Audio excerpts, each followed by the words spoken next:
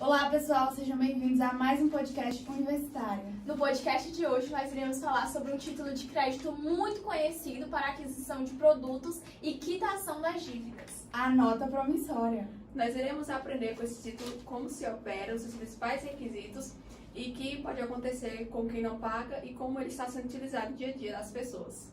Vamos lá! Bom, primeiramente é necessário a gente saber e delimitar que a nota promissória, que a Larissa acho que mostrou no começo, ele necessariamente não é uma nota de pagamento, mas sim uma promessa de pagamento. Ele está disciplinado lá no artigo 784, inciso 1º do nosso CPC, dispondo que essa nota promissória ela constitui um título de crédito, ou seja, você pode exigi-la em caso de inadimplência judicialmente por meio do cumprimento de sentença. Ademais, nessa nota promissória, a gente tem duas figuras, do emitente, que é o tomador, aquele que emite a nota, e do beneficiário, que é o sacador, aquele que se beneficia daquela quantia que vai estar lá disposta. Hoje, a gente tem dois decretos que regulamentam esse tipo de títulos de crédito, né? Que é o decreto 57.673, de 24 de janeiro de 1966, e o decreto 2044, de 1908. Esse último, no seu artigo 94, ou 54, me desculpe, ele fala sobre os principais requisitos da nota promissória, que seriam os requisitos tidos como essenciais. Primeiro, ele tem que ter aqui, ó, no seu topo, escrito o nome nota promissória. Depois, aqui nesse RS, ele tem que ter descrito o valor correspondente àquela nota promissória. Esse valor, ele é tanto em numeral quanto por extenso. Depois, ele tem que ter a assinatura daquela pessoa que emitiu a nota promissória, bem como também do recebedor no nosso dia a dia. E, além disso, o nome da pessoa a quem vai ser pago. Ou seja, por exemplo, eu vendi uma coisa e a fulana comprou. A nota promissória tem que vir assinada no nome dela. No mesmo sentido, nós temos também os requisitos intrínsecos, ou seja, que são aqueles essenciais para a validade do negócio jurídico, que envolve tanto o objeto quanto as pessoas que estão envolvidas no negócio, que é o agente capaz, o objeto lícito, possível, determinado ou determinável, e também a forma prescrita ou não defesa em lei. Então, supomos que Maria vende pulseirinhas para arrecadar dinheiro para pagar a sua aula de inglês, mas ela não tem idade suficiente, ela ainda é menor de idade, ela não possui a capacidade que exige o Código Civil para que possa possuir as maquininhas de cartão de crédito, por exemplo. Então, ela vende na nota promissória. Mas, se chegar alguém a não pagar, ela não pode entrar com a ação executiva, porque ela não tem capacidade para postular em juízo. Pois é, mas indo por outro lado, caso o agente, né, a Maria, fosse capaz, o objeto lícito, possível e determinado, e ocorresse, né, a inadimplência, o artigo 784, inciso 1, ele fala que você pode entrar com a ação de execução, para você conseguir que aquela pessoa quite a dívida.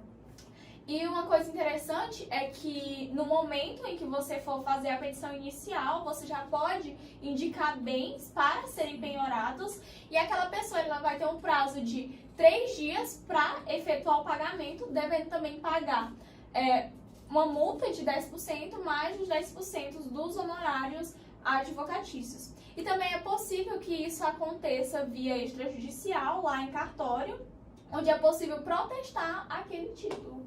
Só um complemento, a multa de 10% e os honorários é em caso de inadimplemento. Mais uma pergunta dos nossos telespectadores. O André, de Campos Lindos, um beijo para Campos Lindos. Ele está perguntando se a nota promissória ela possui prazo para ser exigida. Eu acho que ele quis falar sobre o prazo prescricional. Sim, há um prazo, que é o prazo prescricional, como você mencionou, que ele é de 3 anos, para que ele possa entrar com essa ação executiva exigindo que seja efetuado o pagamento, já que a nota promissória ela é um título líquido, certo e exigível. Hoje em dia, muitas pessoas, principalmente os comerciantes, eles deixaram de usar a nota promissória como a gente vê aqui fisicamente e passaram principalmente a utilizar os cartões de crédito, porque em tese eles ofereceriam uma maior segurança para o credor. Ou seja, você tem a certeza que aquele pagamento vai se efetuar, por exemplo, sei lá, em 30 dias.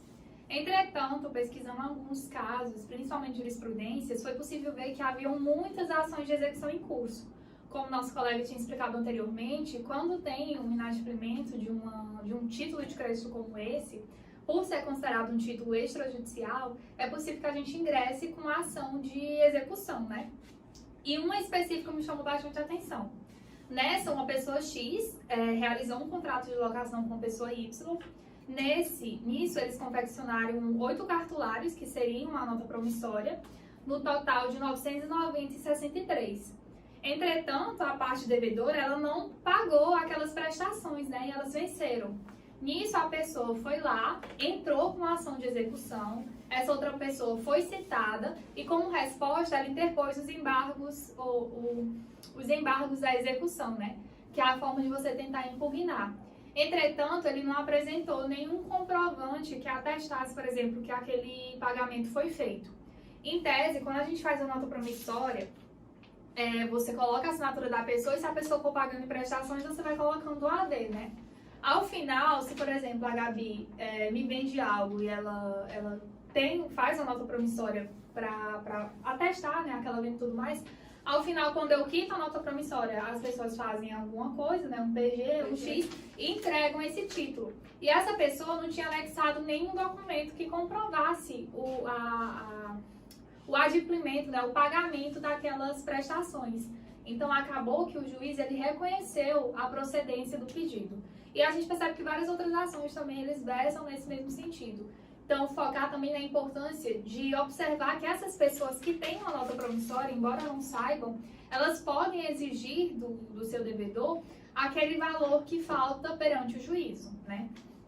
E para finalizar nossa atividade de hoje, trouxe mais uma pergunta, que é do Edivaldo. Ele quer saber quem tem legitimidade para exigir o pagamento desse tipo de crédito e de quem será cobrado. Vamos aproveitar, né, essa pergunta para entender um pouco melhor do conteúdo. Quando há a emissão de uma nota promissória, a gente tem duas figuras, que é o emitente, que é o devedor, e o beneficiário, que é o credor. Entretanto, essa nota ela pode ser transferida, ela pode ser passada adiante. E aí, de quem vai ter legitimidade para cobrar de quem? O credor, né, que é o beneficiário, ele vai ter legitimidade para cobrar do devedor. E é importante lembrar também que essa transferência, no momento que for transferir, deve ser mencionado na nota promissória através do endosso. Outra coisa que é importante a gente saber é onde que vai ser feita a cobrança. Em regra, a cobrança ela é feita no domicílio do credor, salvo se tiver alguma disposição em contrário, alguma coisa que tiver, né, sido fixada entre as próprias partes. Então é isso, galerinha. Esse foi mais um podcast universitário com minhas amigas Letícia, Gabriela e Larissa. Hoje falando sobre títulos de crédito, em especial a nota promissória. Você que curtiu o vídeo, se inscreve no canal e dá o like, viu? Tchau! Tchau.